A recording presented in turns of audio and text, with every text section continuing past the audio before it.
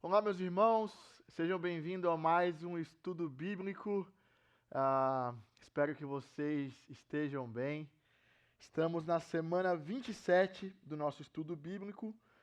Estamos estudando a carta de Paulo aos Coríntios e eu te convido a mais um momento de reflexão, bate-papo na presença de Deus e que seja bom esse tempo. Então vamos orar pedindo para que o Espírito Santo de Deus nos guie, para que a palavra de Deus seja guia para nós neste momento. Pai, nós te louvamos, exaltamos o teu santo e poderoso nome, tu és o nosso Deus. Nós nos rendemos aos teus pés, conscientes da tua grandeza e da nossa pequenez. Espírito Santo de Deus, clamamos agora para que teu Espírito seja vivo em nós e que tudo que a gente vá falar, conversar, seja algo do céu para os nossos corações e que a tua palavra nos confronte, que a tua palavra nos faça crescer e que a tua palavra nos ajude a enxergar quem tu és. No nome de Jesus, amém. Amém. Vamos lá então? 1 Coríntios, eu vou lá para o capítulo 6, nos versículos 7 e 8. E antes da gente ler esses dois versículos, só para vocês entenderem, né? A igreja de Corinto estava passando por várias dificuldades, vários problemas. Então, o apóstolo Paulo escreve essa carta para ajudá-los a lidar com algumas confusões, com alguns conflitos, com alguns problemas que eles não estavam conseguindo lidar. Então, Paulo estava quebrando na igreja, estava tendo muita confusão, muita divergência, muita discussão, e não eram discussões saudáveis. Havia partidos, então discussões por causa de Apolo, de Paulo, eu sou de Paulo, eu sou de Apolo. Então as pessoas estavam discutindo quase que por partidos políticos baseados em algumas lideranças dentro da igreja. As pessoas estavam discutindo por conta de ensinamentos errados, a cruz de Cristo estava sendo negligenciada na pregação do evangelho. As pessoas estavam brigando, discutindo por conta de egoísmo, por conta de ego. Isso lá na época de Paulo, tá? Porque hoje isso não acontece, né? Né? Acontece? Não? Claro que acontece. Claro que acontece, não mudou nada. O coração do homem ainda é o mesmo e o mesmo potencial de mal que havia lá existe hoje. Por isso que a gente carece da graça de Jesus todos os dias. Então, vamos ler um pouquinho sobre como Paulo direcionou alguns ensinamentos e como Paulo estava lidando com algumas coisas para que as pessoas vissem de formas diferentes aquilo que eles estavam lidando todos os dias. Então vamos lá. 1 Coríntios 6, capítulo 6, versículos 7 e 8. O fato de haver litígios, tá? Litígios, outras versões dizem ações um contra os outros, né? Não é só problema, era ação um contra o outro. O fato de haver litígios entre vocês já significa uma completa derrota, olha só. Então, o fato de a forma que eles estavam lidando com os problemas, atacando um ao outro, nesse nível já era uma derrota. Por que não preferem sofrer a injustiça? Por que não preferem sofrer o prejuízo? Em vez disso, vocês mesmos causam injustiças e prejuízos, e isso contra irmãos. Vamos lá. Então, Paulo aqui, ele não estava indo contra ao conflito em si. Ele estava indo contra a forma que as pessoas estavam lidando com os conflitos e a raiz dos conflitos. Porque você pensa, é errado ter conflito? É ruim ter conflito? É claro que não. Não, é ruim ter conflito? É isso, claro que não. Não é ruim ter conflito, é necessário. O conflito é necessário. É impossível a gente viver a vida aqui na Terra sem conflito. Impossível. Em todos os níveis, em todos os graus, amizade, namoro, casamento, patrão, no trabalho, nos negócios, é impossível você viver a vida sem conflito. Então, assim, a grande chave da questão não é evitar os conflitos, porque é impossível. Pensa só, em alguma hora, a pessoa X, o jeito da pessoa X, ou a opinião da pessoa X, vai bater com o jeito, com a opinião, com o gosto da pessoa Y. Não tem como. A própria Bíblia vai dizer que as nossas relações é um ferro afiando o outro ferro. Isso dói, né? É difícil, mas é necessário. Então, a questão é, somos diferentes, não tem como a gente viver a vida sem conflitar. O grande desafio é aprender a lidar com a diferença e aprender a lidar com o conflito. Porque o único motivo que a gente hoje em dia, ou sempre na história, o motivo que a gente evita o conflito não é por causa do outro, não. A gente fala que é pro outro, fulano é isso, fulano é aquilo. Mas o problema é que a gente evita o conflito é por causa de nós mesmos. A gente evita lidar com o conflito porque lidar com o conflito mostra quem nós somos. Lidar com o conflito mostra as nossas motivações. Lidar com o conflito bota para fora aquilo que nos domina. Então é melhor a gente falar que o problema está no outro e rachar fora. Então vamos lá. O problema não é o conflito, não é ruim ter conflito, o conflito é necessário. Então, quando que o conflito que Paulo estava descrevendo e hoje em dia a gente pode é a mesma coisa, quando que o conflito se torna destrutivo, né? Quando que no conflito a gente abre brecha para Satanás, para o pecado, para o diabo dominar. Então Paulo diz assim, que ao invés de aceitarmos o prejuízo, o que a gente faz? Nós causamos no outro. Ou seja, Paulo aqui está dizendo que o problema do conflito é quando, em resposta a algo ruim até que acontece, a gente, em vez de lidar, a gente ataca o outro.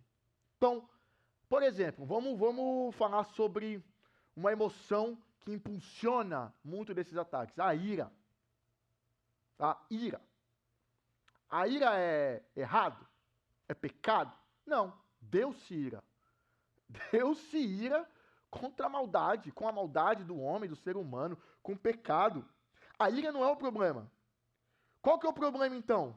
O problema é que quando a gente é tomado pela ira, a gente não olha mais para o problema e olha para a pessoa. A gente não ataca o problema, a injustiça, o pecado, mas quando a ira nos domina, ao invés de lidar com o problema, com a injustiça e com o pecado, a gente começa a atacar a pessoa. Isso, assim, é muito claro. É muito claro. Acontece isso algumas vezes, já aconteceu no nosso contexto e na nossa própria vida particular. Então, assim, qual que é o grande problema de atacarmos a pessoa? Somos corpo de Cristo. Somos todos filhos de Deus. E se a gente olha para o outro e vê algo destrutivo no outro, algo que não é legal no outro, algo errado do outro, se somos do mesmo corpo, queremos que a pessoa cresça, queremos que a pessoa melhore. E atacar a pessoa não vai ajudar, vai afundá-la mais ainda. Quando a gente ataca a pessoa, normalmente é que a gente não consegue olhar a pessoa, olha o conflito e coloca a pessoa como o problema se torna a pessoa. E aí a gente ataca a pessoa ao invés do conflito. Não podemos atacar uns aos outros porque somos todos filhos. E aí você pode falar assim, então quando o cara não é cristão, se o cara não é crente, ele não é corpo de Cristo, então eu posso atacar? Claro que não. Todos somos criaturas de Deus. Deus criou o mundo. Não podemos atacar as pessoas, precisamos armar as pessoas. O próprio Deus, ele é o autor da vida. A gente não tem direito sobre a vida de outra pessoa. Então, o problema não é o sentimento, o problema não é o conflito, é quando aquilo nos domina, certo? E por que que então a gente, como ser humano, eu e você, passamos por essa situação? Por que que a gente abre brecha? Por que que a gente deixa? Por que a gente deixa o pecado nos dominar ao ponto de atacarmos as pessoas e não os problemas? Porque, na verdade, dentre vários problemas, o principal é porque não sabemos quem nós somos. E aí, quando a gente não sabe quem a gente é, quando alguém vem nos confrontar com alguma coisa, algum erro, algum pecado, alguma limitação, aquilo que a pessoa levanta como algo ruim em nós, é quase como se a pessoa estivesse falando de nós. E a gente faz isso justamente porque a gente não sabe quem a gente é. Se a gente soubesse quem a gente é diante de Deus, o que Ele nos prometeu, o que Ele nos garantiu, o que Jesus fez por nós, e a partir disso, o que nós temos acesso, quando os nossos problemas fossem levantados diante de nós, seriam os problemas, não seriam nós. E a gente lidaria de forma totalmente diferente. Então, por exemplo, discussões sobre opiniões diferentes. Sejam elas quais forem, discussões até religiosas, bíblicas, valores, conceitos. Se você está falando com a pessoa e a pessoa tem opiniões diferentes de você, a gente aprende a lidar com aquilo sabendo que aquela opinião não define a pessoa e não me define. Quantas vezes você já não viu brigas por conta de política, brigas por conta de valores diferentes, futebol, criação de filhos, opiniões divergentes. Então, por exemplo, um cenário que é muito comum, e aí eu posso falar um pouco da minha realidade, pais e filhos, eu tô com meu filho. E ali, eu tô diante dele, diante de algum comportamento destrutivo dele, algum pecado dele, alguma coisa egoísta que ele está agindo, e aquilo não é errado, não é certo, é errado, e eu preciso confrontá-lo. Tem uma grande diferença de eu olhar para ele e confrontar o mal e o pecado, direcioná-lo para algo bom na vida dele, mesmo que isso custe consequência para ele, mas visando o bem para ele. Isso é uma coisa. A outra coisa é, aquilo que ele faz me confronta e me deixa com raiva. E aquela raiva, a desobediência dele me confronta porque eu falo, quem é você? Você tem 4 anos de idade, aquilo me domina. Então, a desobediência e o pecado dele eu já nem estou olhando mais, eu estou querendo impor sobre ele a minha autoridade, porque quem é você para falar contra mim, sendo que você tem 4 anos de idade? O problema já perdeu, nós já perdemos o problema, porque o sentimento da raiva me dominou e agora eu não estou mais atacando a desobediência e o pecado, estou atacando da forma que eu ajo, ataco o meu filho. Tem uma grande diferença de confrontar o pecado, o mal e confrontar a pessoa. Eu confronto a pessoa porque aquilo afetou a mim, afetou a minha imagem, afetou o meu conceito de autoridade, afetou o meu conceito de obediência com a minha pessoa. Eu paro de olhar a pessoa, e olho o problema e olho para mim. Sim, isso acontece em vários níveis, em várias realidades. Então, como é que a gente aprende a lidar com a diferença do outro? Como que a gente vai conseguir, então, diante desse conflito de identidade, porque não sabemos quem nós somos, a gente busca a nossa identidade em várias coisas, no dinheiro, no trabalho, nas relações, e aí tudo que vai afetando essas coisas nos impulsionam, puxa a nossa raiva, nossa frustração, nosso senso de não valor. Então, como a gente consegue ter ferramentas para lidar com esses conflitos sem com que os conflitos nos dominem? Vamos lá. A primeira dica que eu dou, baseado nesse texto e baseado na nossa história, primeira coisa, compreender quem Deus é e quem nós somos. Identidade. Se a gente entende que nós, em Jesus, nós fomos lavados de toda sujeira. Vamos lá. As nossas sujeiras, os nossos pecados, o sacrifício de Jesus nos lavou. E então, tudo que ainda está em construção em nós, tudo aquilo que ainda não é bom em nós, aquilo não tem mais papel de definição de quem eu sou. Aquilo é algo em construção, em desenvolvimento. Porque em Jesus, aquilo não me define mais. Em Jesus, eu não preciso mais daquilo para ser alguém. Ele me lavou e diante de Deus, nós somos limpos.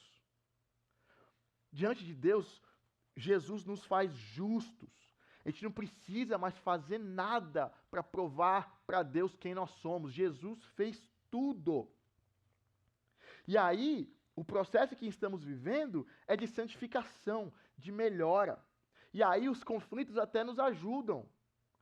A pessoa diferente que aponta algo em nós, seja algo de errado em nós, nos ajuda, ou seja algo de errado na pessoa, nos ajuda também, porque nos ajuda a lidar com a limitação do outro. E aí a gente diminui as expectativas porque não tem mais perda e ganho, porque a gente já ganhou. A gente desiste de lutar aqui na Terra sobre nossas opiniões. Então, por exemplo, pensa comigo, por que é tão difícil, por que é tão difícil de ouvir crítica, principalmente nas nossas casas? Por que é tão difícil? Pensa lá na sua esposa, ela tem acesso a tudo de errado que você faz, mano. Nossas esposas e nós com elas. Todas as falhas. A gente pode olhar para a falha, a gente pode olhar para a dificuldade do outro e querer afundar o outro, ou a gente pode olhar para o outro, a partir da lupa de quem nós somos em Jesus, lavados, justificados por conta da graça de Deus e não por algo que eu fiz. Eu experimentei o perdão em Jesus, eu experimentei a graça em Jesus. Então, porque eu experimentei o perdão e a graça, e eu sei que eu não preciso mais performar nada, eu consigo olhar para o outro com a mesma perspectiva que Deus olha para nós. E aí eu consigo perdoar, eu consigo dar mais uma chance, eu consigo compartilhar da missão de Jesus de santificar o próximo, porque eu estou sendo santificado todos os dias. Então a primeira coisa é compreender não só quem Deus é, mas quem nós somos e o que Cristo fez por nós.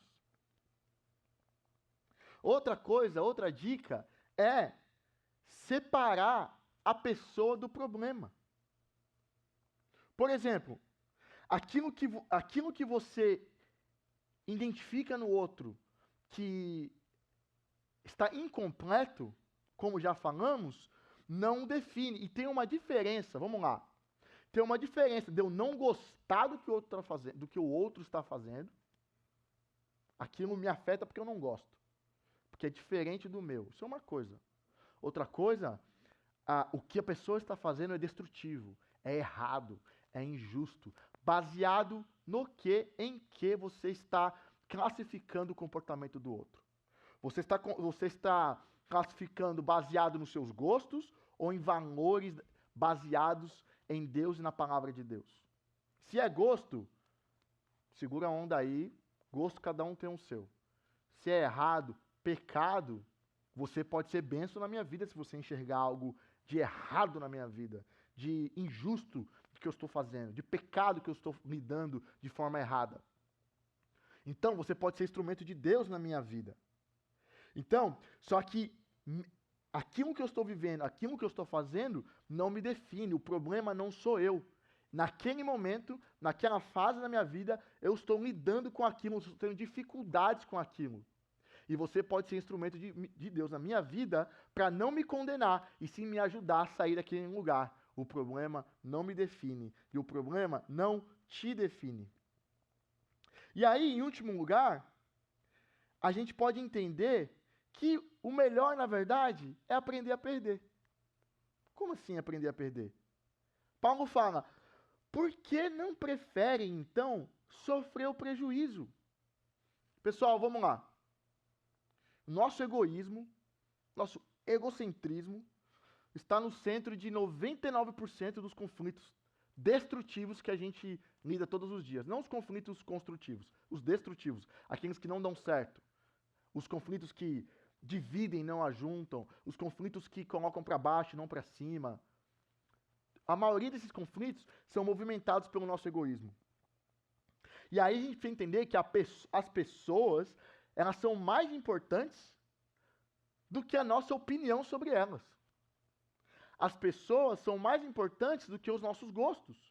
As pessoas são mais importantes do que as nossas opiniões. São ou não são?